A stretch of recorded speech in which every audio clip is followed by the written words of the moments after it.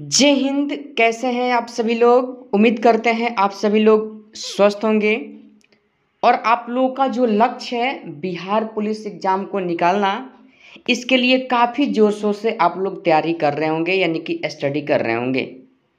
जैसा कि हम लोगों ने पिछले सेशन में हिस्ट्री के ऑब्जेक्टिव मोस्ट इम्पोर्टेंट प्रश्नों को सॉल्व किया था, जिसमें हम लोगों ने 100 अति महत्वपूर्ण एग्जाम के दृष्टि से इतिहास के प्रश्नों को सॉल्व किए थे, जिसमें हम आपको प्राचीन इतिहास, मध्यकालीन इतिहास और आधुनिक इतिहास के प्रश्न सॉल्व कराए थे।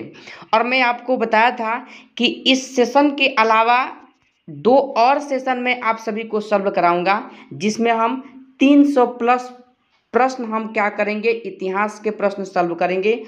और आपके एग्जाम में जो भी इतिहास से प्रश्न आएगा, आप लोग विश्वास रखिए, आप 3 सेशन इस चैनल के माध्यम से जो प्रोवाइड आपको कराया जा रहा है, अगर आप देख लेते हैं तो इतिहास से मैं आपको 99% आपको विश्वास दिलाता हूं कि इस सेशन से प्रश्न इतिहास का बाहर नहीं जाएगा। तो आज के यह जो आपका सेशन है इतिहास का पार्ट 2 रहेगा, और पार्ट 2 में हम लोग 100 प्रश्न यानी कि 100 प्रश्न को सॉल्व करेंगे, और बाकी बच जाएगा यानी कि 150 प्रश्न यानी कि 150 प्रश्न हम लोग थर्ड पार्ट में करके उसको सॉल्व करेंगे। ठीक है, तो आज के इस सेशन में हम लोग इतिहास के अपने अगले प्रश्नों की तरफ टारगेट करते हैं, जिसमें हम कुछ वर्ल्ड हिस्ट्री के भी प्रश्न सिलेक्ट किए हुए हैं, और प्रश्न काफ़ी ज़्यादा आपके एग्जाम के दृष्टि से इम्पोर्टेंट है। तो आप सभी लोग ईमानदारी पूर्वक इस प्रैक्टिस सेट को सॉल्व कीजिए, और अपने आप में विश्वास रख करके आप लोग उम्मीद के साथ, मजबूती के साथ हर एक प्रश्नों पर समय दीजिए और याद करने की कोशिश कीजिए। ठीक है, तो चलिए हम लोग सेशन को अपने शुरू करते हैं। अभी भी बहुत सारे साथी ऐसे हैं जो हमें कमेंट कर रहे हैं पीडीएफ के लिए। ठीक है, तो पीडीएफ मैं आपको बार बार बता रहा हूं कि इसी वीडियो के डिस्क्रिप्शन में टेलीग्राम का लिंक मिल जाएगा। टेलीग्राम के सहारे जा करके ज्वाइन कीजिए टेलीग्राम को, और वहां से आप पीडीएफ डाउनलोड कर लीजिए। ठीक है, चलिए तो हम लोग प्रश्न की तरफ आते हैं और अपने प्रश्न को सॉल्व करते हैं। आज के सेशन के पहला प्रश्न आप सभी से क्या है, देखिए। अगर आज के सेशन के पहले प्रश्न का बात किया जाए तो ध्यान रखिए, पूछा गया प्रश्न कि 1950 के पहले हिंद चीन में कौन कौन से देश शामिल थे। आपके एग्जाम की दृष्टि से काफ़ी इंपॉर्टेंट प्रश्न है, और ध्यान रखिएगा यह वर्ल्ड हिस्ट्री के प्रश्न हैं। और 1950 के पहले अगर मैं हिंद चीन का बात करूं तो ध्यान रखिएगा, यानी कि वियतनाम शामिल था, कंबोडिया शामिल था और लाओस, यानी कि इन तीनों देशों को मिला करके ध्यान रखिए क्या कहा जाता था, हिंद चीन कहा जाता था। ठीक है, और ध्यान रखिएगा यहीं पर कंबोडिया में अंकुर वाटिका क्या है, विशाल मंदिर है, इस बात को आप लोग ध्यान रखिएगा। तो देखिए हिंद चीन में कौन कौन से देश शामिल थे, तो वियतनाम, कंबोडिया, लाओस का नाम ध्यान रखिएगा। इस प्रश्न के लिए सही जवाब आपका ऑप्शन नंबर ए हो जाएगा। ठीक है, चलिए अगले प्रश्न की तरफ अगर हम बढ़े तो दूसरा नंबर प्रश्न है, किस देश में नाजी पार्टी स्थापित हुई थी। देखिए नाजी पार्टी किस देश में स्थापित हुई थी आप सभी को बताना है। तो ध्यान रखिएगा नाजी पार्टी की स्थापना जो हुआ था, ऑप्शन नंबर बी को आप लोग ध्यान रखिएगा, यानी कि जर्मनी। ठीक है, क्या ध्यान रखिएगा, जर्मनी। जर्मनी आप लोग ध्यान रखिएगा, और साथ साथ आपको ध्यान रखना है इस नाजी पार्टी को लेकर 1920 ईस्वी में हिटलर ने इस पार्टी की क्या की थी, स्थापना की थी। ठीक है, यानी कि यह नाजी पार्टी कब बना था, तो ध्यान रखिएगा 1920 में बना था, और इसका कमान 1921 में किसने संभाला, तो ध्यान रखिएगा हिटलर ने संभाला था। कौन संभाला था, हिटलर का नाम आप लोग ध्यान रखिएगा। तो पूछा जा सकता है नाजी पार्टी की स्थापना तो 1920 आप लोग ध्यान रखिएगा किसने, तो ध्यान रखिएगा हिटलर का नाम आप लोग ध्यान रखिएगा। और किस देश से संबंधित पार्टी है, तो ध्यान रखिएगा जर्मनी। ठीक है, चलिए अगला प्रश्न है, आप सभी से देख लीजिए। पूछा जा रहा है हड़प्पा के किस स्थल में जल प्रणाली के प्रमाण मिले हैं। देखिए जल प्रणाली के प्रमाण कहाँ मिले हैं आप सभी को बताना है। तो ध्यान रखिएगा जल प्रणाली का साक्ष्य जो मिला है, ऑप्शन नंबर बी को ध्यान रखिएगा, धौलावीरा। कहाँ से मिला है, धौलावीरा, जो कहाँ पड़ता है, तो ध्यान रखिएगा गुजरात में पड़ता है। कहाँ पड़ता है, गुजरात। लोथल भी कहाँ है, लोथल का भी लोकेशन आप लोग ध्यान रखिएगा। लोथल भोगवा नदी के तट पर एक बंदरगाह नगर स्थित था। ठीक है, और लोथल जो हो जाएगा यह भी गुजरात में हो जाएगा। ठीक है, वही बात किया जाए हड़प्पा और मोहनजोदड़ो का, तो ध्यान रखिएगा मोहनजोदड़ो और हड़प्पा वर्तमान में कहाँ है, यह पाकिस्तान के क्षेत्र में पड़ते हैं। ठीक है, तो आप लोग को क्या क्या ध्यान रखना है, आप लोग ध्यान रखिएगा इस मोहनजोदड़ो से, यानी कि मोहनजोदड़ो से अगर हम बात करें तो नर्तकी की मूर्ति प्राप्त हुई है, पशुपति पारस की मूर्ति प्राप्त हुई है, विशाल स्नानगार अगर पूछा जाए और विशाल अन्नागार पूछा जाए कहाँ से मिला है, तो मोहनजोदड़ो आप लोग ध्यान रखिएगा। ठीक है, चलिए अगले प्रश्न की तरफ अगर हम बढ़ते हैं तो अगला प्रश्न देखिए 4 नंबर है, सविनय अवज्ञा आंदोलन कब और किस यात्रा से प्रारंभ हुआ था। देखिए यह आंदोलन कब और किस यात्रा से प्रारंभ हुआ था, ध्यान रखिएगा इस प्रश्न के लिए सही जवाब सविनय अवज्ञा आंदोलन 1930 दांडी मार्च, जिसे हम लोग क्या बोलते हैं, यानी कि नमक सत्याग्रह के नाम से भी जाना जाता है, यहीं से क्या हुआ था, प्रारंभ हुआ था, इस बात को ध्यान रखिएगा। जबकि 1929 लाहौर अधिवेशन कांग्रेस का हुआ था, इस अधिवेशन की अध्यक्षता किसने किया था, तो ध्यान रखिएगा यानी कि पंडित जवाहरलाल नेहरू का नाम आप लोग ध्यान रखिएगा। ठीक है, जबकि चंपारण सत्याग्रह का बात किया जाए तो 1917 में हुआ था और यह पहला सत्याग्रह गांधी जी का था जो भारत में क्या था, सफल था। ठीक है, क्या था, भारत में सफल था, इस बात को ध्यान रखिएगा। ठीक है, जबकि वही बात किया जाए अहमदाबाद मिल आंदोलन का, तो ध्यान रखिएगा 1900 कब हुआ था, 18 में हुआ था। ठीक है, चलिए अगला प्रश्न क्या है, देखिए यहाँ पर अगला प्रश्न जो आपके सामने है 5 नंबर, मुगल काल में डैश उत्तर पश्चिम भारत का एक महत्वपूर्ण हस्तलिपि उत्पादन और वितरण का केंद्र था। कौन सा केंद्र था आप सभी लोगों को बताना है, तो ध्यान रखिएगा ऑप्शन नंबर क्या हो जाएगा 5 के लिए, सी को ध्यान रखिएगा लाहौर, यानी कि मुगल काल में लाहौर उत्तर पश्चिम भारत का एक महत्वपूर्ण क्या था, हस्तलिपि उत्पादन और वितरण का कौन केंद्र था, लाहौर का नाम आप लोग ध्यान रखिएगा। ठीक है, चलिए अगला प्रश्न क्या है, देखिए यहाँ पर अगला प्रश्न है आपका 6 नंबर, हड़प्पा के लोग किस धातु का उपयोग नहीं जानते थे। देखिए नहीं जानते थे, ध्यान रखिएगा कांसा का उपयोग करना जानते थे, तांबा का भी जानते थे, सोना का भी जानते थे। ठीक है, वही अगर बात किया जाए लोहा का, तो लोहा धातु से परिचित नहीं थे कौन, यानी कि हड़प्पा वासी। ठीक है, चलिए अगला प्रश्न है 7 नंबर, 1861 के भारतीय परिषद अधिनियम के समय वायसराय कौन थे। देखिए वायसराय कौन था 1861 के भारत परिषद अधिनियम के समय, आप लोगों को बताना है। तो देखिए इस प्रश्न को आप लोग ध्यान रखिएगा, अगर मैं बात करूं 7 नंबर प्रश्न के लिए सही जवाब का, तो ऑप्शन नंबर 1 को ध्यान रखिएगा लॉर्ड कैनिन। ठीक है, किसे ध्यान रखना है, लॉर्ड कैनिन आप लोग ध्यान रखिएगा। लॉर्ड कैनिन का समय भी अगर आपसे पूछा जाए तो देखिए 1856 से लेकर के इनका समय कब तक था, तो 1862 तक था। ठीक है, और इन्हीं के समय में भारत में जो प्रथम स्वतंत्रता संग्राम 1857 की क्रांति हुआ था, इन्हीं के समय में हुआ था, और 1857 के क्रांति के बाद जो भारत शासन अधिनियम आया था 1800 यानी कि 58 का जो एक्ट आया था, इन्हीं के समय आया था। ठीक है, किनके समय, लॉर्ड कैनिंग के समय ही आया था, और लॉर्ड कैनिंग ही क्या थे, तो ध्यान रखिएगा भारत के क्या थे, तो ध्यान रखिएगा अंतिम गवर्नर जनरल और भारत के प्रथम वायसराय कौन थे, लॉर्ड कैनिंग, और अंतिम गवर्नर जनरल कौन थे भारत के, तो ध्यान रखिएगा लॉर्ड कैनिंग ही थे। ठीक है, उम्मीद करते हैं इतना प्रश्न को समझ पाए होंगे। 7 नंबर प्रश्न के लिए आप लोग ध्यान रखिएगा ऑप्शन नंबर ए को लॉर्ड कैनिंग का नाम आप लोग ध्यान रखिएगा।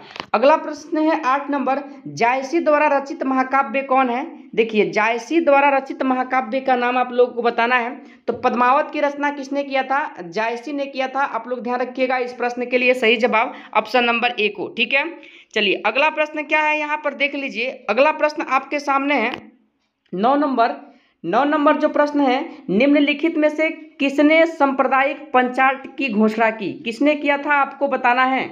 तो देखिए अगर बात किया जाए 9 नंबर प्रश्न के लिए, तो रैमजे मैकडोनाल्ड का नाम आप लोग ध्यान रखिएगा, इन्होंने सांप्रदायिक पंचायत की क्या की थी, घोषणा किया था। ऑप्शन नंबर सी होगा इस प्रश्न का सही जवाब।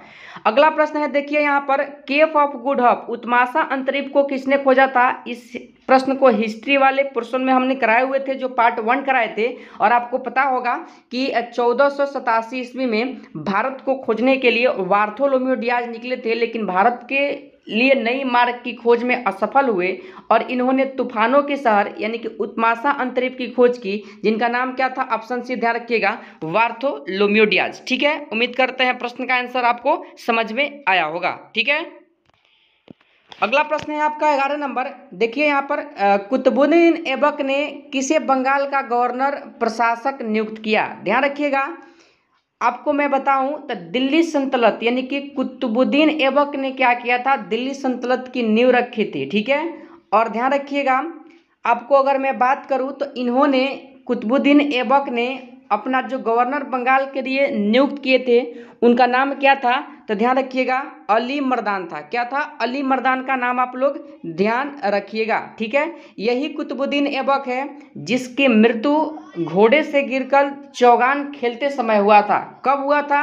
आप लोग थोड़ा सा कमेंट में जवाब दीजिए ताकि आपका भी प्रश्न रिवीजन हो जाए। ठीक है, अगर बात किया जाए 12 नंबर प्रश्न का, तो अगला प्रश्न आपका है, निम्नलिखित में से किस स्थान का पुनः नामकरण अलाउद्दीन खिलजी के द्वारा खिजराबाद कर दिया गया? यानी खिजराबाद किसका नाम बदल करके किया गया था, आप लोगों को बताना है। तो देखिए, अगर बात किया जाए खिजराबाद का, तो ध्यान रखिएगा ऑप्शन नंबर डी, चित्तौड़ का नाम बदल करके अलाउद्दीन खिलजी ने क्या किया था?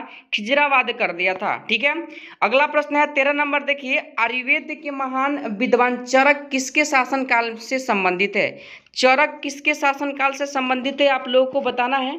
तो देखिए, अगर 13 के लिए सही जवाब, तो ध्यान रखिएगा कनिष्क के समय, और कनिष्क से कुषाण वंश के महान शासक थे। ठीक है, कुषाण वंश का महान शासक। वही अगर बात किया जाए यानी कि मौर्य वंश के सबसे महानतम शासक का, तो अशोक का नाम आप लोग ध्यान रखिएगा। ठीक है, चलिए अगला प्रश्न क्या है आपका 14 नंबर जो प्रश्न है आपके सामने। देखिए, राजपूत काल में समाज में किस नवीन जाति का उदय हुआ? देखिए, अगर मैं बात करूं राजपूत काल का, तो ऋग्वेद का जो 10वां मंडल है उसमें क्या है? पुरुष सूक्त का उल्लेख है। और मैं बताऊं आपको, ध्यान रखिएगा, रजत यानी कि राजपूत का भी यानी कि रजत का भी क्या था? उल्लेख है। वरुण का भी उल्लेख है, भेद का भी है। ठीक है, अगर नवीन जाति का बात किया जाए तो नवीन जाति कायथ आएगा, ऑप्शन नंबर सी आप लोग ध्यान रखिएगा। यानी कि 14 नंबर प्रश्न के लिए आपका सही जवाब ऑप्शन नंबर सी हो जाएगा। अगला प्रश्न है 15 नंबर, अंतिम मौर्य शासक कौन था? देखिए, अंतिम मौर्य शासक कौन था? तो मैं बता दूं कि अंतिम मौर्य शासक बृहदस्त था, और 322 ईस्वी पूर्व में चंद्रगुप्त मौर्य ने मौर्य वंश की स्थापना किया था। इस बात को हम पिछले सेशन में बताए हुए हैं बहुत अच्छे ढंग से। ठीक है, चलिए अगला प्रश्न क्या है आपका। देखिए, 16 नंबर जो प्रश्न है, 1930 से और 1931 में बरही कांग्रेस ने सफलतापूर्वक अंग्रेजी हुकूमत का किस जिले में नाकाम कर दिया था? किस जिले में किया था, आपको बताना है। तो देखिए, इस प्रश्न के लिए अगर सही जवाब की बात किया जाए तो ऑप्शन सी गया आप लोग ध्यान रखिएगा। कहाँ ध्यान रखिएगा? गया, ऑप्शन नंबर सी, बिहार में स्थित है। कौन? गया। ठीक है, चलिए 17 नंबर प्रश्न है, भारत में रोमन व्यापारियों की बस्ती के अवशेष किस स्थल से मिले हैं? किस स्थल से अवशेष मिले हैं, आप लोगों को बताना है। तो ध्यान रखिएगा, ऑप्शन नंबर डी हो जाएगा इस प्रश्न का सही जवाब, हरिकेमेड़ आप लोग ध्यान रखिएगा। ठीक है, 18 नंबर प्रश्न है, कौन सा वेद धार्मिक अनुष्ठानों की पद्धतियों का उल्लेख करता है? धार्मिक अनुष्ठानों की यानी कि पद्धतियों का उल्लेख कौन सा यानी कि ग्रंथ का वेद करता है, आपको बताना है। सॉरी, वेद करता है, बताना है। तो ध्यान रखिएगा आप लोग, यजुर्वेद। वही बात किया जाए ऋग्वेद का, तो ऋग्वेद सबसे प्राचीनतम वेद है। और वही बात किया जाए सामवेद का, तो इसमें स्वर यानी कि संगीत का उल्लेख है, इसी वेद में है, सामवेद में। बाकी अथर्ववेद क्या है, तो आप लोग जान सकते हैं कि इसमें यानी कि जादू टोना का उल्लेख किसमें किया गया है? अथर्ववेद, आप लोग ध्यान रखिएगा। ठीक है, चलिए अगला प्रश्न क्या है। देखिए 19 नंबर, भीम बेटका किसके लिए प्रसिद्ध है? भीम बेटका किसके लिए प्रसिद्ध है, आप लोगों को बताना है। तो देखिए, भीम बेटका का अगर मैं बात करूं तो ऑप्शन नंबर ए ध्यान रखिएगा, गुफाओं के शैलचित्र। गुफाओं के शैलचित्र के लिए कौन प्रसिद्ध है?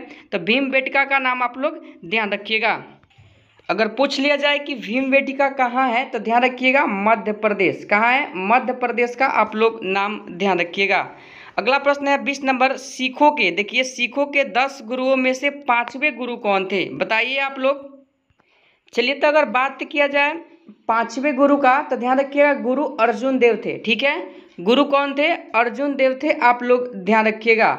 वही गुरु रामदास और गुरु हरगोविंद सिंह और गुरु अंगद। ठीक है, आप लोग बताइए कि गुरु रामदास का क्रम क्या है, गुरु अंगद देव का क्रम क्या है, गुरु हरगोविंद का क्रम क्या है? ठीक है।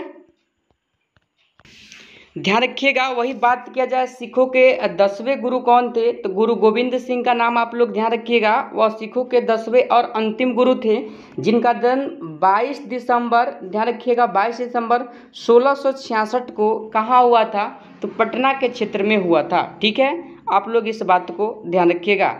वही बात किया जाए गुरु सिखों के प्रथम गुरु के, तो गुरु नानक का आप लोग नाम ध्यान रखिएगा। और गुरु अंगद कौन थे, तो सिखों के दूसरे गुरु थे। ठीक है, अब आप लोग बताइए जो आपको HW अभी दिए हुए हैं, इसको कमेंट में आपको बताना है कि ये कितने नंबर के गुरु थे। ठीक है, अगला प्रश्न है 21 नंबर। देख चलिए, अगला प्रश्न 21 नंबर है कि अशोक के प्रस्तर स्तंभ डैश के प्रतीक थे, किसके प्रतीक थे आप लोग को बताना है। तो ध्यान रखिएगा, पिछले सेशन में बताए थे, यानी कि प्रशासन के प्रतीक है। और ध्यान रखिएगा, यह अशोक जो मौर्य वंश के महानतम शासक बने हैं, इनकी प्रमुख विशेषता पूछ लिया जाए तो यही शिलालेख को जारी करना था। ठीक है, आप लोग ध्यान रखिएगा। अगला प्रश्न है 22 नंबर, सिंधु घाटी की सभ्यता की अधिकतर मोहरे किससे निर्मित है। तो ध्यान रखिएगा, अधिकतर मोहरे जो है सेल खड़ी से निर्मित है। ठीक है, सेल खड़ी आप लोग ध्यान रखिएगा। ऑप्शन नंबर डी इस प्रश्न के लिए सही जवाब। ठीक है, चलिए अगला प्रश्न क्या है, देखिए यहाँ पर 23 नंबर जो प्रश्न है, जूते हुए खेत का प्रमाण सिंधु सभ्यता के किस स्थल से मिला है। काफी इंपॉर्टेंट प्रश्न है, ध्यान रखिएगा, कालीबंगा। ठीक है, कालीबंगा कहाँ पड़ता है, गुजरात आप लोग राजस्थान आप लोग ध्यान रखिएगा। ठीक है, अगला प्रश्न है 24 नंबर, गौतम बुद्ध ने धर्म चक्र प्रवर्तन कहाँ से प्रारंभ किया था। तो देखिए, जब गौतम बुद्ध को ज्ञान की प्राप्ति होता है, तो ज्ञान प्राप्ति के बाद जो प्रथम उपदेश देते हैं वह उपदेश क्या कहलाया, तो बौद्ध धर्म में धर्म चक्र प्रवर्तन कहलाया। और सारनाथ से शुरू किया था, आप लोग ध्यान रखिएगा। 24 के लिए सही जवाब ऑप्शन नंबर डी आप लोग ध्यान रखिएगा। वही बोध गया में इनको क्या मिला था, ज्ञान की प्राप्ति हुआ था। ठीक है, चलिए अगला प्रश्न है 25 नंबर, मेसोपोटामिया का अभिप्राय आप लोगों को बताना है। देखिए, हड़प्पा सभ्यता से संबंधित यानी कि यह सभ्यता है। ठीक है, आप लोग यानी कि समकालीन सभ्यता बोल सकते हैं मेसोपोटामिया की सभ्यता। तो ध्यान रखिएगा, 25 के लिए सही जवाब ऑप्शन ए दजला फरात नदियों के बीच की उपजाऊ धरती। ठीक है, आप लोग ध्यान रखिएगा। अगला प्रश्न है आप सभी का 26 नंबर, सूती वस्त्र के साक्ष्य कहाँ से प्राप्त हुआ है। देखिए, हड़प्पा सभ्यता में सूती वस्त्र का साक्ष्य कहाँ से प्राप्त हुआ है, आप लोगों को बताना है। तो देखिए, ऑप्शन नंबर आप लोग ध्यान रखिएगा, ए को ध्यान रखिएगा। 26 के लिए सही जवाब ए मोहनजोदड़ो आप लोग ध्यान रखिएगा। ठीक है, वही अगर बात किया जाए इस सूती वस्त्र के प्रथम आधुनिक कारखाना का, तो ध्यान रखिएगा 1854 में कहाँ लगाया गया, तो मुंबई आप लोग ध्यान रखिएगा। ठीक है, कहाँ ध्यान रखिएगा, मुंबई। ठीक है, किसके द्वारा, तो कवासजी डाबर आप लोग ध्यान रखिएगा, कवासजी डाबर। और इसमें उत्पादन प्रारंभ हुआ कब से, तो 1856 आप लोग ध्यान रखिएगा। ठीक है, अगला प्रश्न है 27 नंबर, निम्नलिखित में कौन सी पुस्तक तिलक ने लिखी। देखिए, तिलक ने कौन सी पुस्तक लिखी, तो ध्यान रखिएगा गीता रहस्य नामक पुस्तक किसने लिखा था, तो आप लोग ध्यान रखिएगा, यानी कि तिलक ने लिखा था। ठीक है, किसने लिखा था, तिलक ने लिखा था। वही बात किया जाए discovery of India, discovery of India किसकी पुस्तक है, तो ध्यान रखिएगा आप लोग। वही बात किया जाए, ध्यान रखिएगा डिस्कवरी ऑफ इंडिया, तो ध्यान रखिएगा जवाहरलाल नेहरू की पुस्तक है। किसका है, जवाहरलाल नेहरू आप लोग ध्यान रखिएगा। ठीक है, पूछा जाता है आपके एग्जाम में। गोखले माई किसकी रचना है, तो ध्यान रखिएगा MK गांधी। क्या ध्यान रखिएगा, MK गांधी आप लोग ध्यान रखिएगा। वही बात किया जाए यहाँ पर इंडिया इन ट्रांजिशन, तो ध्यान रखिएगा MN रॉय, MN रॉय का नाम आप लोग ध्यान रखिएगा, इनकी पुस्तक है। ठीक है, उम्मीद करते हैं प्रश्न को समझ पाए होंगे। अगला प्रश्न है, ध्यान रखिएगा 28 नंबर, तृतीय बौद्ध संगति किस स्थान पर बुलाई गई थी। चलिए बताइए इस प्रश्न का जवाब सही क्या होगा। तो ध्यान रखिएगा 28 के लिए जो लोग ऑप्शन नंबर डी बता रहे हैं, अशोक के समय कहाँ हुआ था, पटना में हुआ, पाटलिपुत्र में हुआ था। कहाँ हुआ था, पाटलिपुत्र आप लोग ध्यान रखिएगा। ठीक है, ध्यान रखिएगा इस बौद्ध संगति के अध्यक्ष पूछ लिया जाता है, तब मोगलीपुत्र तीस का नाम आप लोग ध्यान रखिएगा, है ना, मोगलीपुत्र तीस का नाम आप लोग ध्यान रखिएगा। फिर एक बार बता देते हैं, मोगलीपुत्र तीस का नाम ध्यान रखिएगा, जिन्होंने पाटलिपुत्र में जो तृतीय बौद्ध संगति हुआ था इसके अध्यक्ष के रूप में यानी कि कार्य किए थे। ठीक है, 29 नंबर प्रश्न है, 1919 से 20 के दौरान दरभंगा राज्य में किसान आंदोलन का नेता कौन था? देखिए तो ध्यान रखिएगा, दरभंगा में किसान आंदोलन का नेता तो स्वामी विद्यानंद का नाम ध्यान रखिएगा, ऑप्शन नंबर बी। अगला प्रश्न है, मीराबाई का जन्म हुआ था किस स्थान पर हुआ था, आप लोगों को बताना है। तो ध्यान रखिएगा, मीराबाई का जन्म जो हुआ था ऑप्शन सी राजस्थान में हुआ था। कहाँ हुआ था? राजस्थान। आप लोग ध्यान रखिएगा। ध्यान रखिएगा 1498 जब भारत आया था कौन? Vasco D gamma. तो कुर्की में इनका क्या हुआ था? जन्म हुआ था। ध्यान रखिएगा कुर्की। ठीक है, चलिए अगला प्रश्न क्या है, देखिए यहाँ पर अगला प्रश्न है 31 नंबर, मॉन्टेग्यू चेम्सफोर्ड की रिपोर्ट। देखिए मॉन्टेग्यू चेम्सफोर्ड की रिपोर्ट आपको बताना है। तो ध्यान रखिएगा ऑप्शन सी, भारत सरकार अधिनियम 1919 का आधार बना। क्या बना? 1919 का क्या बना? आधार। ऑप्शन नंबर सी आप लोग ध्यान रखिएगा। 1919 के अधिनियम को क्या कहा जाता है? तो मार्ले मिंटो सुधार भारत शासन अधिनियम 1935 आप लोग ध्यान रखिएगा। ठीक है, चलिए अगला प्रश्न है, देखिए सत्य शोध समाज की स्थापना किसने किया, यानी कब किया, कब हुई? ठीक है, सत्य शोध समाज की स्थापना बताना है। तो ध्यान रखिएगा, पिछले सेशन में हम बताए थे, यानी कि किसके द्वारा किया गया आप लोग को जरूर बताना है ताकि आपको याद हो जाए। लेकिन ध्यान रखिएगा, यह जो समाज का स्थापना किया गया था, अगर सन आपसे पूछा गया है तो 1873 आप लोग ध्यान रखिएगा। ठीक है, 1873 हो जाएगा इस प्रश्न का सही जवाब। अगला प्रश्न है 33 नंबर, निम्न में से कौन सा युग्म गलत है? कौन सा युग्म गलत है? देखिए इस प्रश्न को भी हम कराए हुए हैं पिछले सेशन में। ध्यान रखिए, नाना साहिब अवध से नहीं कानपुर से किए थे। कहाँ से? कानपुर से किए थे। अवध से बेगम हजरत महल ने किया था। ठीक है, ध्यान रखिएगा 1857 की क्रांति का नेतृत्व। 34 नंबर प्रश्न है, स्वामी दयानंद के विचार जिस पुस्तक में है, ध्यान रखिएगा गीता रहस्य अभी बताए, सत्यार्थ प्रकाश। क्या हो जाएगा? सत्यार्थ प्रकाश। 34 का सही जवाब ऑप्शन डी को ध्यान रखिएगा। वास्को डी गामा ने भारत के समुद्री मार्ग की खोज की थी, कब किया था? तो 1498 आप लोग ध्यान रखिएगा। ठीक है, अगला प्रश्न है 36 नंबर, निम्न में से कौन नकारात्मक स्वतंत्रता के प्रतिपादक थे? तो ध्यान रखिएगा, नकारात्मक स्वतंत्रता के प्रतिपादक कौन थे? तो ऑप्शन बी रूसो थे। कौन थे? रूसो का नाम ध्यान रखिएगा। 37 नंबर प्रश्न है, भारतीय स्वतंत्रता अधिनियम कब पारित हुआ? तो देखिए 18 जुलाई 1947, ऑप्शन नंबर ए ध्यान रखिएगा, इस प्रश्न के लिए हो जाएगा आपका सही जवाब। ठीक है, वही बात किया जाए, देखिए यहाँ पर 38 नंबर प्रश्न का, तो ध्यान रखिएगा 38 नंबर जो प्रश्न है आपका, शिकागो में 1893 में विश्व धर्म संसद में किसने भाग लिया? किसने लिया था भाग? तो ध्यान रखिएगा विवेकानंद ने लिया था। किसने लिया था? विवेकानंद का नाम ध्यान रखिएगा, ऑप्शन नंबर, यानी कि इस प्रश्न के लिए सही जवाब बी को आप लोग ध्यान रखिएगा। ठीक है, 39 नंबर प्रश्न है आपके सामने, निम्न में से किसे भारत का नेपोलियन कहा जाता है? तो समुद्रगुप्त आप लोग ध्यान रखिएगा, बताया हुआ प्रश्न है, ऑप्शन नंबर बी होगा इस प्रश्न का। 40 नंबर प्रश्न है, निम्न में कौन से ग्रंथ वैदिक साहित्य का हिस्सा नहीं है?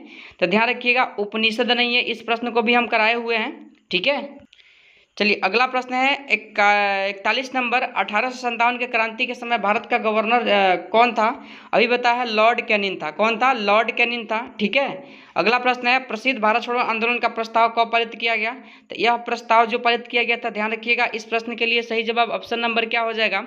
तो 42 के लिए आप लोग ध्यान रखिएगा डी, 8 अगस्त 1942 को यानी कि पास किया गया था। ठीक है, यानी कि 43 नंबर प्रश्न है, कालाशोक कौन से वंश के शासक थे? तो ध्यान रखिएगा कालाशोक जो थे शिशु नागवंश के शासक थे। 43 के लिए सही जवाब ऑप्शन ए को आप लोग ध्यान रखिएगा। ठीक है, ध्यान रखिएगा शिशु नागवंश ने भारत में कम से कम यानी कि 68 वर्षों तक शासन किया, यानी कि 413 ईसा पूर्व से लेकर के 345 ईसा पूर्व तक शिशु नागवंश ने भारत पर क्या किया था? शासन किया था। इस बात को आप लोग ध्यान रखिएगा। ठीक है, अगला प्रश्न है 44 नंबर, सिराजुद्दौला और ब्रिटिश के बीच प्लासी का युद्ध कब हुआ था? तो प्लासी का जो युद्ध हुआ था, ऑप्शन सी ध्यान रखिएगा, 44 के लिए सही जवाब 23 जून 1757। ठीक है, अगला प्रश्न है, गोवा में पहला शासन किसका था? देख लीजिए आप लोग ऑप्शन, ध्यान रखिएगा गोवा में प्रथम शासन पुर्तगालियों का था। यह भी प्रश्न आपको कराए हुए हैं। 46 नंबर प्रश्न है, किस काल यानी कि युग में पत्थर के औजार सबसे पहले पाए गए थे?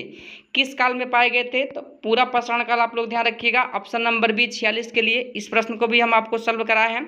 47 नंबर प्रश्न है, कौन सी कला ग्रीको बौद्ध कला के नाम से जानी जाती है? काफ़ी इंपॉर्टेंट प्रश्न, स्टार लगाइएगा, ध्यान रखिएगा, यानी कि आपको ध्यान रखना है इस प्रश्न के लिए। ऑप्शन है गंधार कला। ठीक है, चलिए अगला प्रश्न क्या है? तो अगला प्रश्न है आपका 48 नंबर, महाराजा धीराज की उपाधि अपनाने वाला पहला गुप्त शासक कौन था? तो देखिए यह जो था चंद्रगुप्त द्वितीय का नाम ध्यान रखिएगा। ऑप्शन नंबर यानी कि बी हो जाएगा। 48 नंबर प्रश्न के लिए सही जवाब चंद्रगुप्त प्रथम। चंद्रगुप्त क्या हो जाएगा? प्रथम आप लोग ध्यान रखिएगा। Option number A. 48 के लिए सही जवाब ऑप्शन नंबर ए आप लोग ध्यान रखिएगा।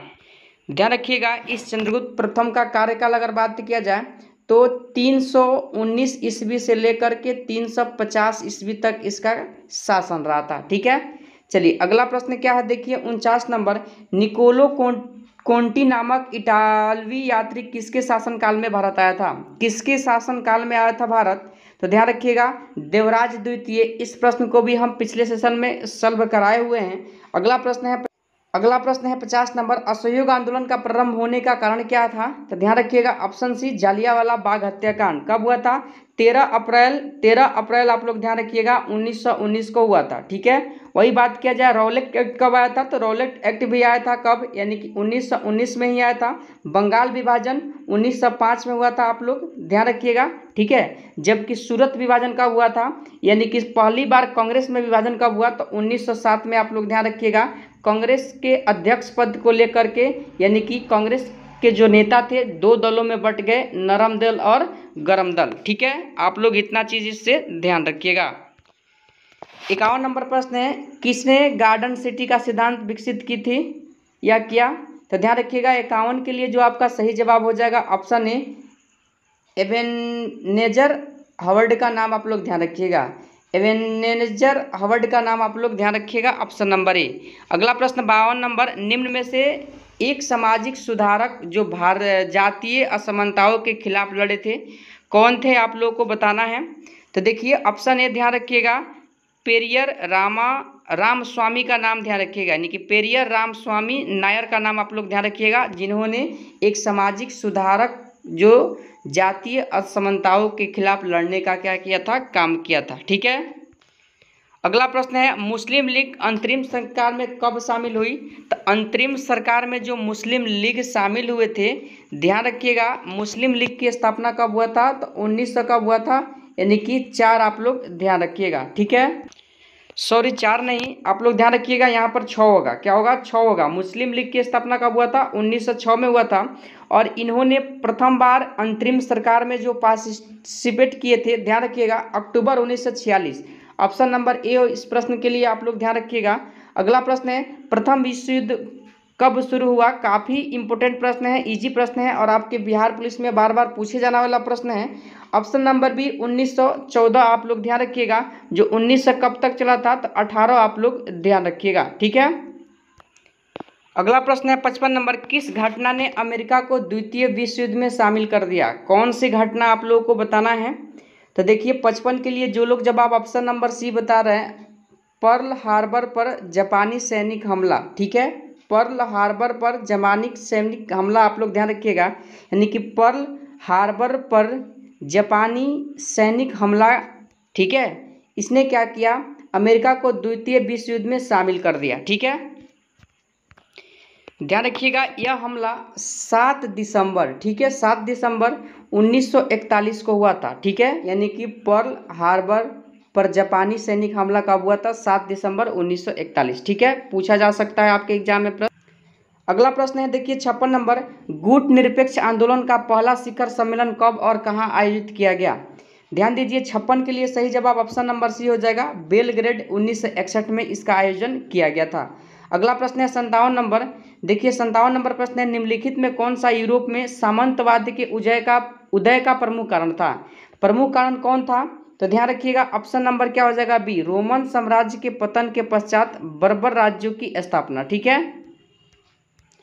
अगला प्रश्न 58 नंबर है, निम्न में कौन नाजीवाद का संस्थापक था? देखिए फर्स्ट प्रश्न में के बाद जो दूसरा प्रश्न आपको सॉल्व कराए थे उसी में बताए थे कि जर्मनी की पार्टी है 1920 में जर्मनी की नाजी पार्टी की स्थापना होता है और 1931 में इसका यानी कि इस पार्टी को संभालने का अच्छे ढंग से काम कौन करता है? हिटलर। कौन करता है? एडोल्फ हिटलर का नाम आप लोग ध्यान रखिएगा, ठीक है। यानी कि नाजी पार्टी का संस्थापक पूछा जाए तो यानी कि हिटलर का नाम आप लोग ध्यान रखिएगा। अगला प्रश्न है लीग ऑफ नेशंस कब अस्तित्व में आया? देखिए बताना है लीग ऑफ नेशंस कब अस्तित्व में आया, तो ध्यान रखिएगा ऑप्शन नंबर सी। और भी दो ऑप्शन आपके पास दिख जाएगा, देख लीजिए दो ऑप्शन आपके पास और है। 10 जनवरी 1920 को यह अस्तित्व में आया था, ठीक है। अगला प्रश्न है 60 नंबर, निम्नलिखित में कौन सा एक उपनिवेशवाद के उदय का अत्यधिक उपयुक्त कारण है? देखिए कारण बताना है, तो ध्यान रखिएगा 60 के लिए ऑप्शन नंबर ए औद्योगिक विकास आप लोग ध्यान रखिएगा। अगला प्रश्न है 61 नंबर, इंग्लैंड में किस वर्ष में ग्लोरियस रेवोल्यूशन यानी कि गौरवशाली क्रांति हुआ था? गौरवशाली क्रांति हुआ था, इस प्रश्न को हम बताए हुए थे, ध्यान रखिएगा। 61 नंबर प्रश्न के लिए सही जवाब ऑप्शन नंबर सी 1688 आप लोग ध्यान रखिएगा। क्या ध्यान रखिएगा? यानी कि 1688, ठीक है। अगला प्रश्न है 62 नंबर, फ्रांस में पेरिस क्यूमीन की स्थापना कब हुई? क्यूमीन की स्थापना कब हुआ था फ्रांस में, ठीक है, बताइए आप लोग। तो ध्यान रखिएगा फ्रांस की राजधानी कहाँ है? पेरिस, ठीक है। और पेरिस में बोल रहा है क्यूमीन की स्थापना कब हुआ था, तो 62 के लिए जो लोग भी जवाब ऑप्शन नंबर सी बता रहे 1861, बाप का जवाब बिल्कुल सही है। 63 नंबर प्रश्न है जापान में रक्तहीन क्रांति या मेइजी पुनः स्थापना किस वर्ष में हुई? देखिए 63 के लिए सही जवाब ऑप्शन भी ध्यान रखिएगा, यानी कि 1868 एडी यानी कि ईस्वी में हुआ था, 1868 ईस्वी में हुआ था, आप लोग इस बात को ध्यान रखिएगा। अगला प्रश्न है नेपोलियन संहिता 1804 का क्या विषय है? देखिए नेपोलियन क्या था? एक अच्छा क्या था? सैनिक था, ठीक है। और ध्यान रखिएगा यानी कि इस प्रश्न के लिए जो आपका सही जवाब होगा 64 के लिए ऑप्शन क्या हो जाएगा? ए को ध्यान रखिएगा, कानून में समानता के लिए नेपोलियन संहिता 1804 में यानी कि लागू हुआ था, ठीक है, बात समझ गए। उसके बाद अगर बोला जाए तो ध्यान रखिएगा जो फ्रांस की क्रांति हुआ था यानी कि 1700 कब, यानी कि 1789 ईस्वी का जो क्रांति था, इसमें सैन्य नेतृत्व किसने किया था? तो नेपोलियन बोनापार्ट ने किया था। किसने किया था? नेपोलियन बोनापार्ट का नाम आप लोग ध्यान रखिएगा, ठीक है। अगला प्रश्न है 65 नंबर, निम्नलिखित में से किसने ठगी की दमनकारी के संबंध में सुधारों की शुरुआत की थी? किसने किया था आपको बताना है, तो ध्यान रखिएगा विलियम बेंटिक ने किया था। किसने किया था? विलियम बेंटिक ने किया था। और विलियम बेंटिक ने ही राजा राममोहन राय के यानी कि कहने पर, अनुरोध पर आप लोग बोल सकते हैं, ठीक है, 1829 ईस्वी में सती प्रथा को क्या किया? बंगाल में यानी कि अंत किया, समाप्त किया, ठीक है। चलिए अगला प्रश्न है 66 नंबर, शंकर खेड़ा का युद्ध कब हुआ था? देखिए शंकर खेड़ा का अगर युद्ध का बात किया जाए तो ध्यान रखिएगा ऑप्शन सी 11 अक्टूबर 1724 को हुआ था, ठीक है। अगला प्रश्न क्या है? चलिए अगला प्रश्न आपके सामने 67 नंबर है, 1799 में टीपू सुल्तान की मृत्यु के उपरांत मैसूर का राजा किसे बनाया गया? तो ध्यान रखिएगा मैसूर का जो राजा बना था टीपू सुल्तान हैदर अली का पुत्र था। और जब इसका मृत्यु 1799 में हो गया तो ध्यान रखिएगा ऑप्शन सी कृष्णाराज तृतीय को बनाया गया। किसे बनाया गया? कृष्णाराज तृतीय को बनाया गया था राजा, ठीक है, ऑप्शन सी आप लोग ध्यान रखिएगा। अगला प्रश्न है 68 नंबर, महात्मा गांधी ने असहयोग आंदोलन को कब असहयोग आंदोलन को कब वापस लिया? ध्यान रखिए 5 फरवरी 1922 को, ठीक है, 1922 को जब गोरखपुर में चौरा चौरी कांड होता है तो इतना उग्र यह कांड हुआ कि अंग्रेज पुलिस चौकी को क्या किया, भारतीयों ने यानी कि जो इसके आंदोलनकारी थे वो घेर करके जला दी, ठीक है। और जब यह घटना हो गई तो महात्मा गांधी ने, ध्यान रखिएगा, असहयोग आंदोलन को जो वापस लेने का काम किए थे ऑप्शन ए फरवरी 1922 में ही लेने का काम किए थे, ठीक है, यानी कि 12 फरवरी को क्या किया, इस आंदोलन को स्थगित करने का काम किया। अगला प्रश्न है अगला प्रश्न 69 नंबर है आपका, देख लीजिए। 1946 में भारत आए कैबिनेट मिशन में कुल कितने सदस्य थे? तो ध्यान रखिएगा ऑप्शन नंबर बी 3 सदस्य थे। कौन कौन थे? तो ध्यान रखिएगा पैथिक लॉरेंस थे, ठीक है, एवी अलेक्जेंडर थे, और उसके बाद से कौन थे? स्टैटफोर्ड क्या थे? क्रिप्स थे। यह 3 सदस्य आए थे कैबिनेट मिशन में, ठीक है। चलिए अगला प्रश्न 70 नंबर, किस एक्ट के द्वारा भारत में ईस्ट इंडिया कंपनी का व्यापारिक एकाधिकार को समाप्त किया गया? ध्यान रखिएगा आंशिक रूप से 1813 के चार्टर एक्ट के तहत किया गया था, लेकिन पूर्णतः किया गया 1833 चार्टर एक्ट के तहत, ठीक है। तो देखिए दोनों ऑप्शन में दिया है, लेकिन आप लोग को हमेशा लगाना है, यानी कि जब पूर्ण रूप से पूछा जाए ना तब आप लोग लगाइएगा 1833 का चार्टर एक्ट, लेकिन यहाँ पर पूर्ण नहीं पूछा गया, 1813 का चार्टर एक्ट आप लोग लगाइएगा। इस प्रश्न का सही जवाब होगा, ठीक है। उम्मीद करते हैं आप लोग समझ पाए होंगे। चलिए अगला प्रश्न है देखिए, यानी कि 71 नंबर, महात्मा गांधी की जीवनी के लेखक कौन है? महात्मा गांधी जीवनी के लेखक आपको बताना है। तो ध्यान रखिएगा जो लोग भी इस प्रश्न के लिए सही जवाब ऑप्शन नंबर यानी कि ए बता रहे हैं, यानी कि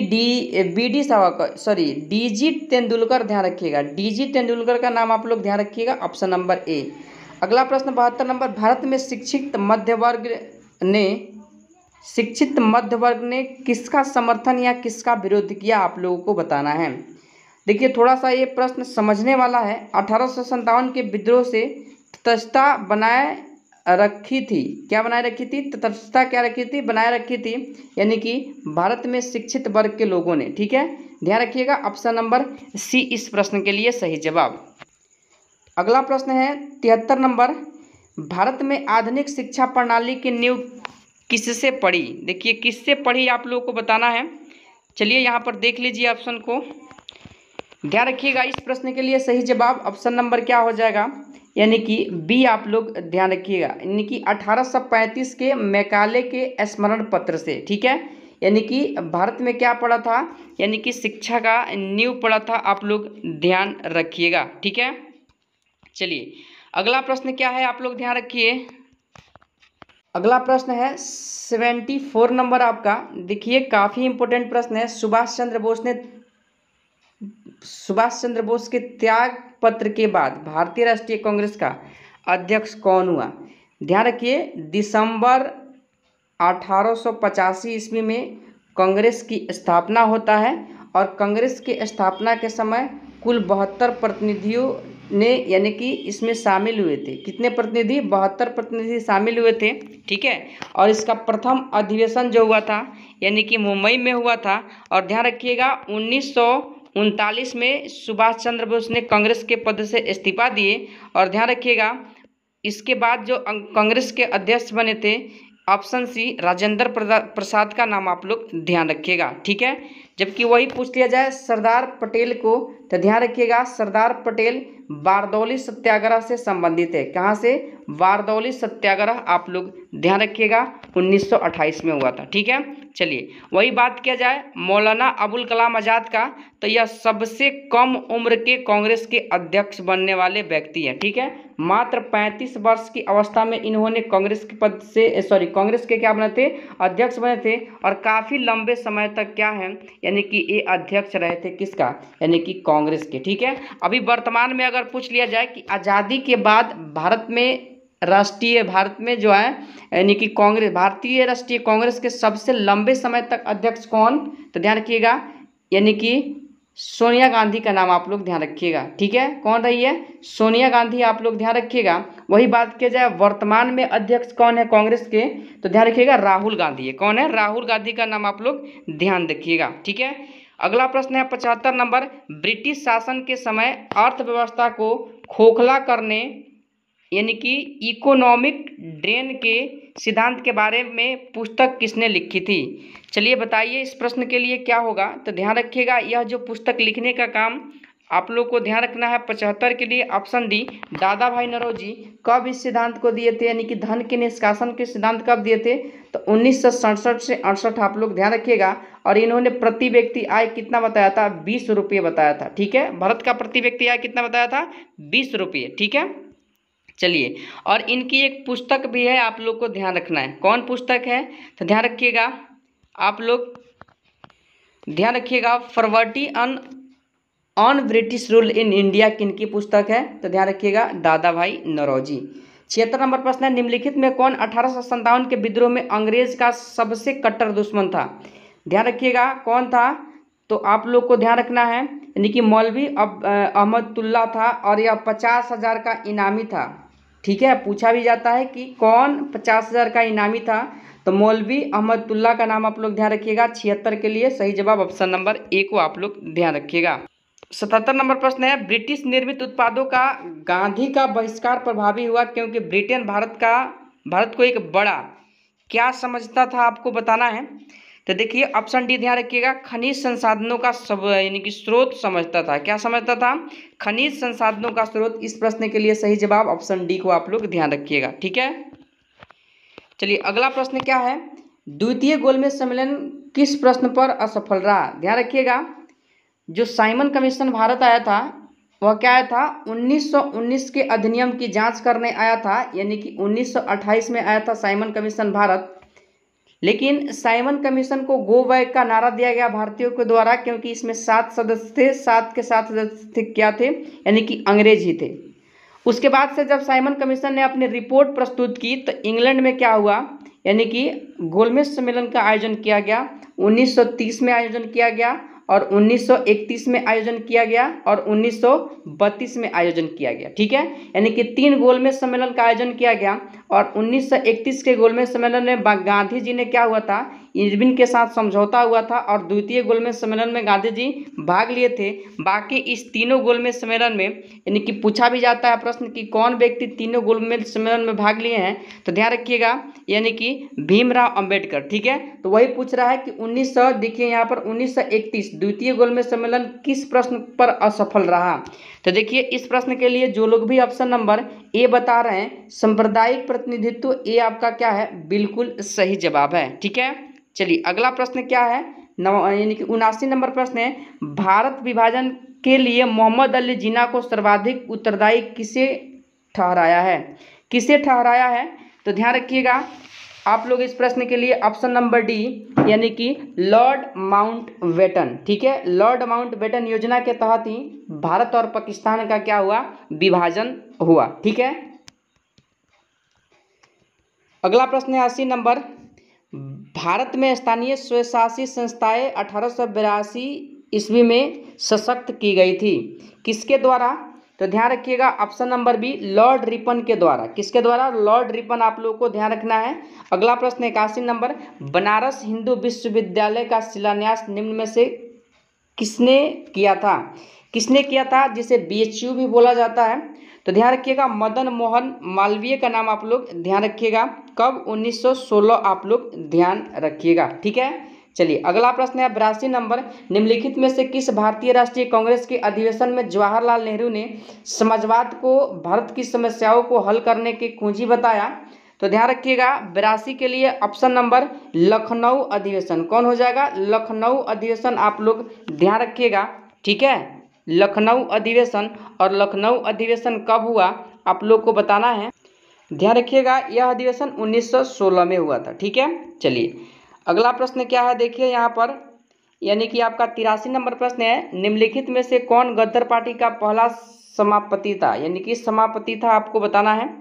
तो गद्दार पार्टी की जो स्थापना आप लोग के एग्जाम में पूछा जाता है, सबसे पहले आप लोग यह ध्यान रखिएगा इसकी स्थापना हुआ कब। ठीक है, ध्यान रखिएगा, गद्दार पार्टी की स्थापना 15 जुलाई, ठीक है, 1913 को हुआ था। ठीक है, कब हुआ था? 1913 को हुआ था।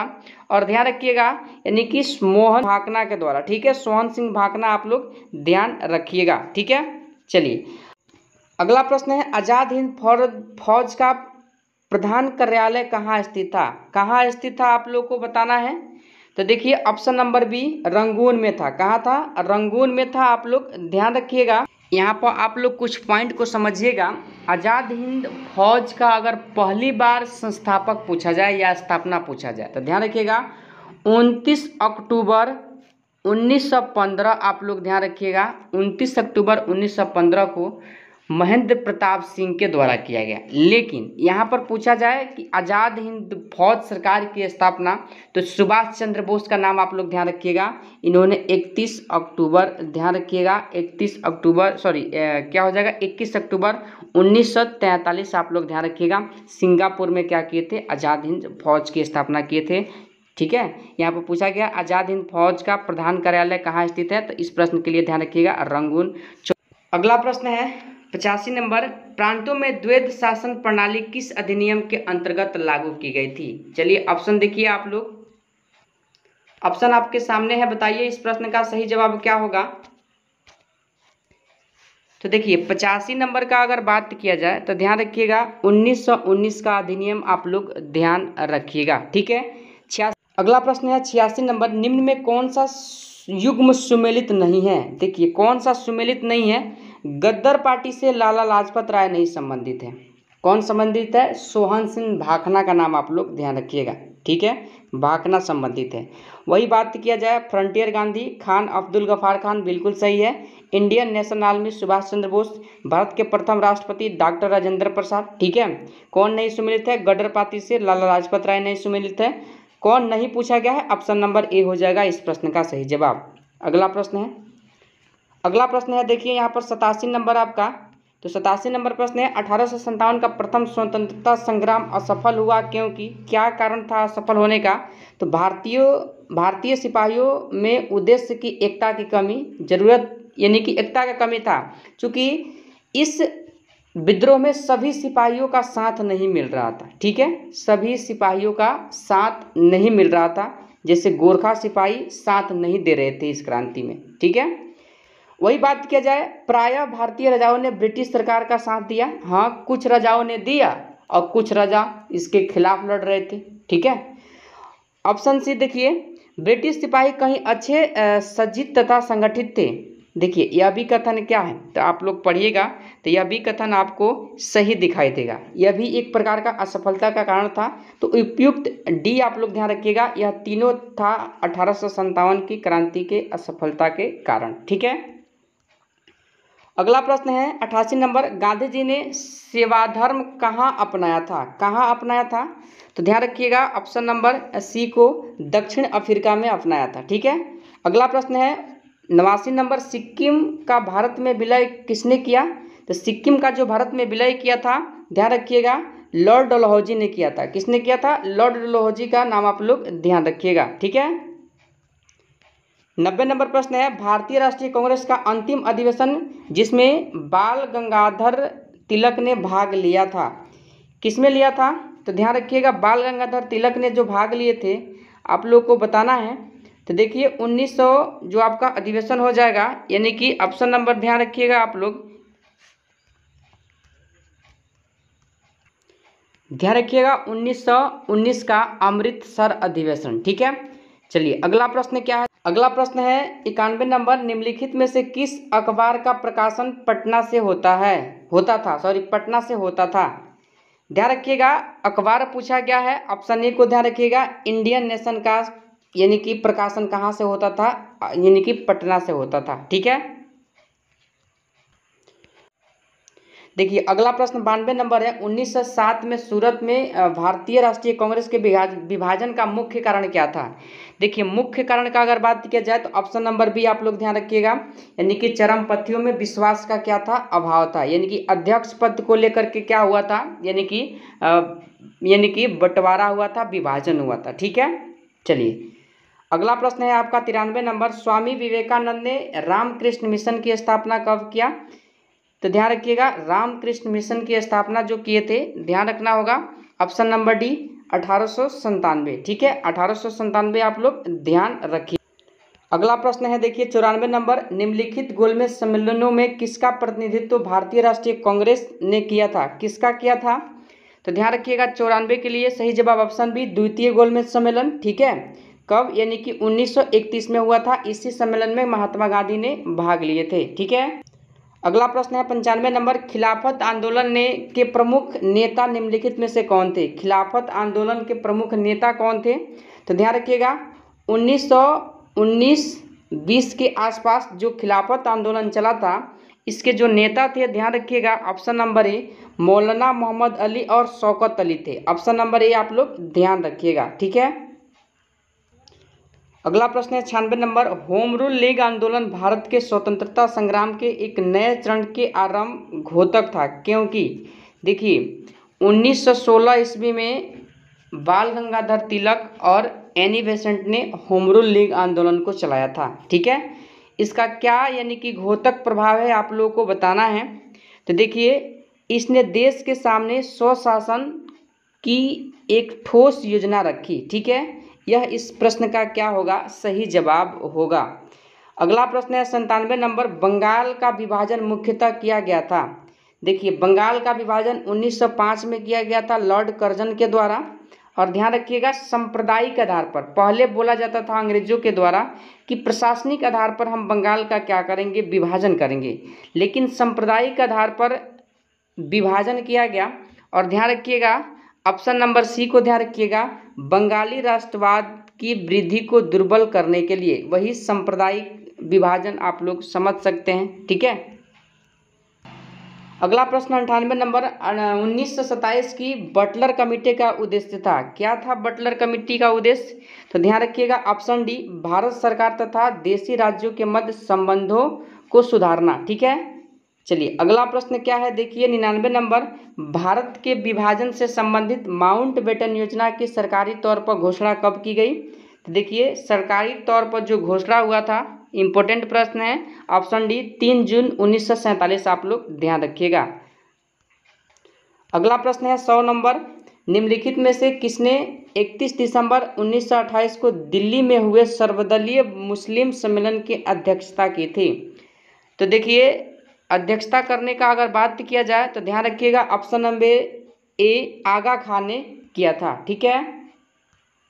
चलिए तो इस सेशन में हम 100 प्रश्न को ही सॉल्व करेंगे। इसके बाद भी देख लीजिए आप लोग यहाँ पर 101 नंबर प्रश्न, 102 नंबर प्रश्न, 103 नंबर प्रश्न, यानी कि इसके बाद भी बहुत सारे प्रश्न हैं। बाकी अभी लगभग 150 प्लस में प्रश्न अभी बच गए हैं। ध्यान रखिए हम लोग पहले सेशन में 100 प्रश्न और आज के सेशन में 100 प्रश्न, यानी कि हिस्ट्री से टोटल 20 यानी कि 200 प्रश्न हम लोगों ने सॉल्व कर लिया है। बाकी बच गया यानी कि कुछ 150 प्लस में प्रश्न, यानी कि हम आपको हिस्ट्री में 350 प्लस में प्रश्न सॉल्व कराने वाले हैं। एकदम सिलेक्टेड प्रश्न जो आपके एग्जाम में आने की काफ़ी संभावना है, 99% संभावना है, ठीक है।